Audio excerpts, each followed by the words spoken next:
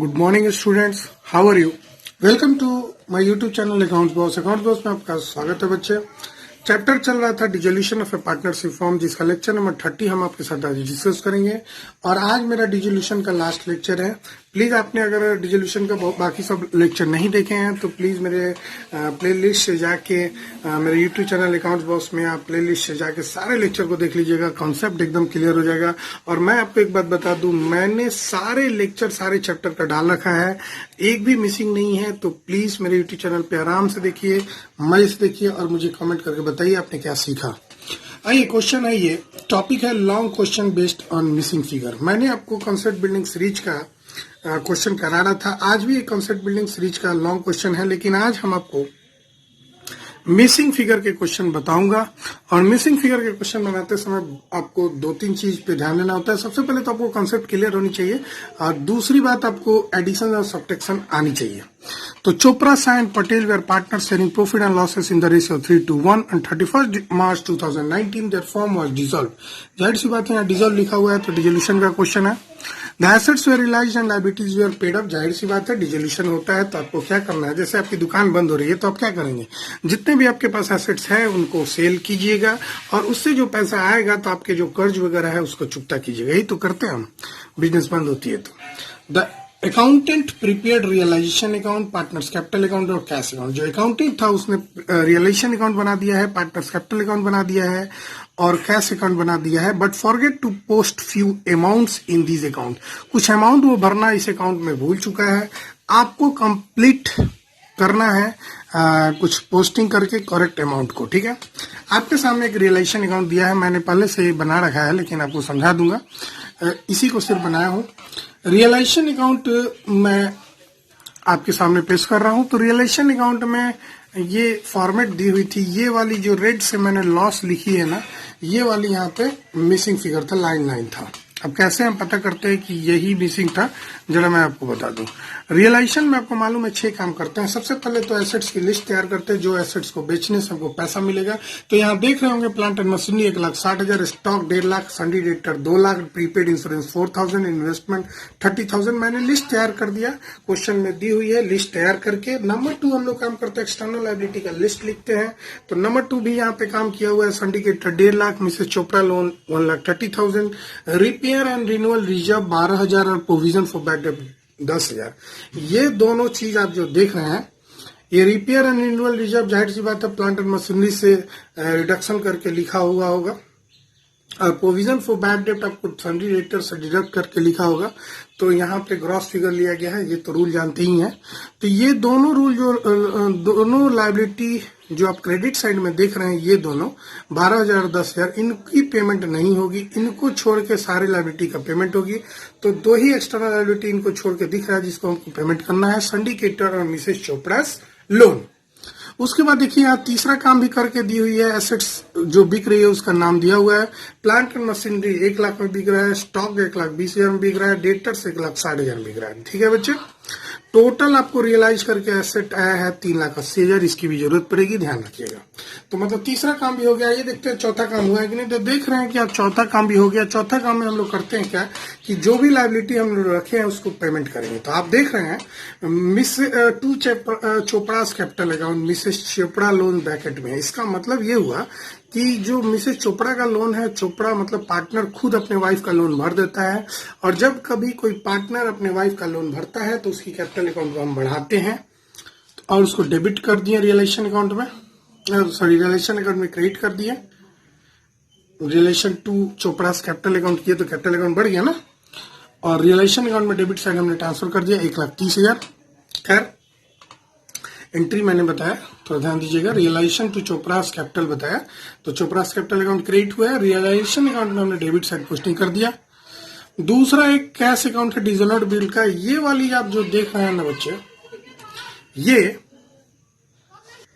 जरा ध्यान दीजिएगा बच्चे, ये वाली जो आप देख रहे हैं ये आपका अनरिकॉर्डेड लायबिलिटी है जिसका पेमेंट किया गया है। मैं एक बार आपको याद दिला दूं, अनरिकॉर्डेड एसेट या अनरिकॉर्डेड लायबिलिटी का लिस्ट में शामिल नहीं करते हैं, मतलब 1 नंबर 2 नंबर में नहीं जाएगा। अगर अनरिकॉर्डेड एसेट्स को सेल करने से पैसा आ रहा है तो 3 नंबर में जरूर लिखेंगे, लेकिन 1 नंबर में उसका नाम नहीं लिखेंगे। उसी तरह कोई अनरिकॉर्डेड लायबिलिटी है तो उसको 2 नंबर में नहीं लिखेंगे, लेकिन उसका पेमेंट जरूर करेंगे। तो मैंने यहाँ पे देखिए, यहाँ पे 50,000 पेमेंट किया है उस अकाउंटेंट ने, सही लिखा है। क्रेडिटर 1,50,000 यहाँ से उठा के पेमेंट कर दिया, मतलब 4 नंबर भी काम हो गया। 5वां नंबर काम में रियलाइजेशन एक्सपेंस की पेमेंट होती है, तो यहाँ देखिए इस क्वेश्चन में रियलाइजेशन एक्सपेंस की भी पेमेंट हुई है।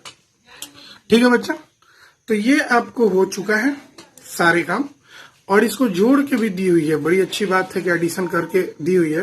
तो इस क्वेश्चन में आप देख रहे होंगे कि केवल 6 नंबर पॉइंट मिसिंग है, और 6 नंबर पॉइंट वो भी किधर का मिसिंग है, तो आप देख लीजिए यहाँ पे साइन दिया हुआ था फिल इन द ब्लैंक्स का, तो आपने गौर किया क्रेडिट साइड में मिसिंग है।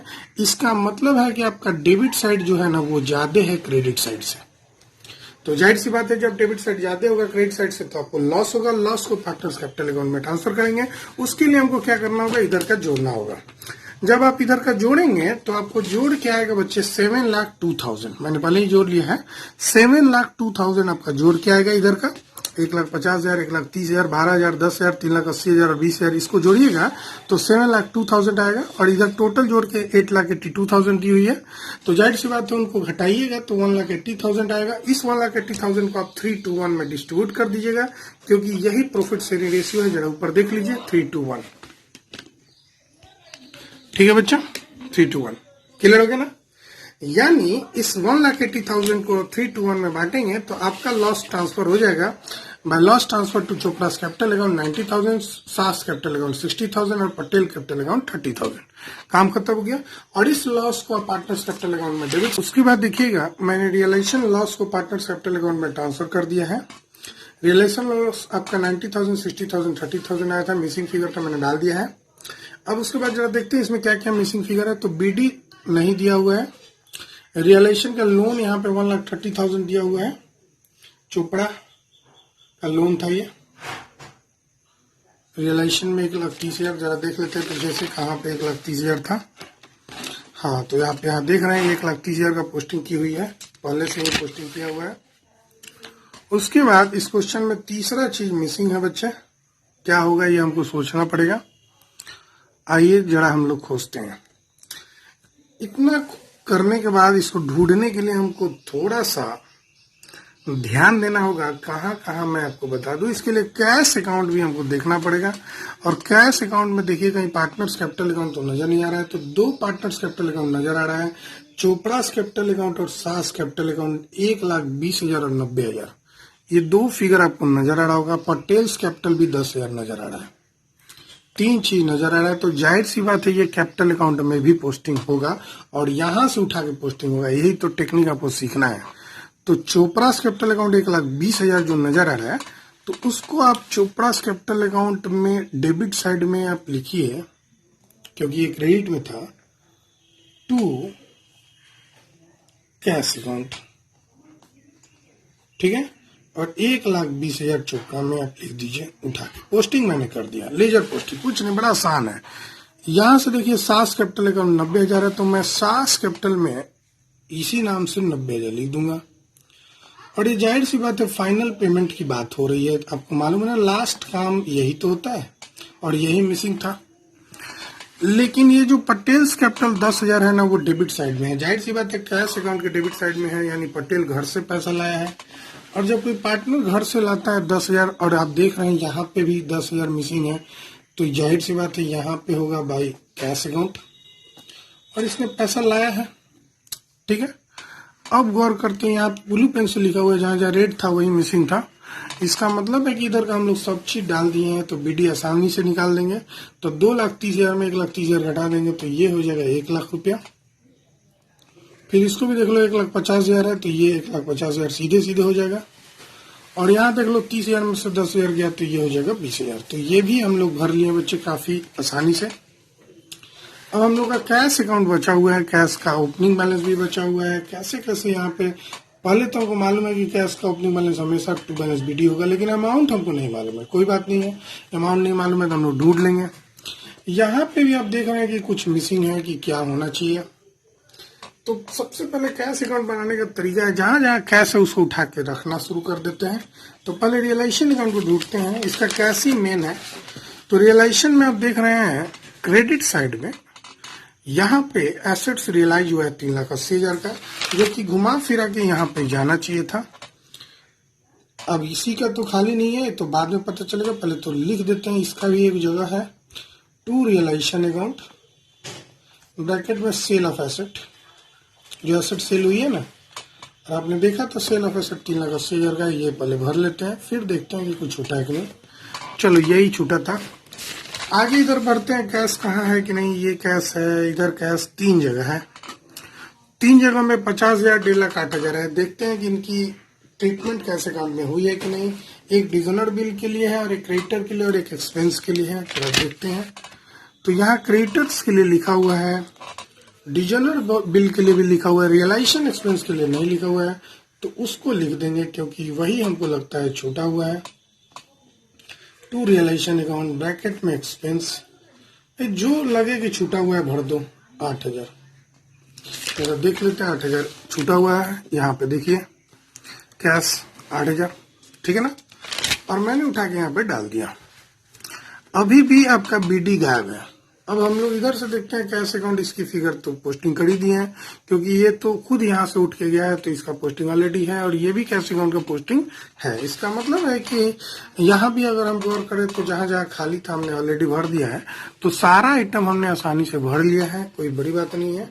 अब हम क्या करेंगे कि ये जो है टोटल 4,80,000 है, यहाँ भी 4,80,000 आना चाहिए, लेकिन यहाँ 3,90,000 ही आ रहा है। तो 4,18,000 में से 390 घटा लेते हैं, वही आपका ओपनिंग फिगर हो जाएगा।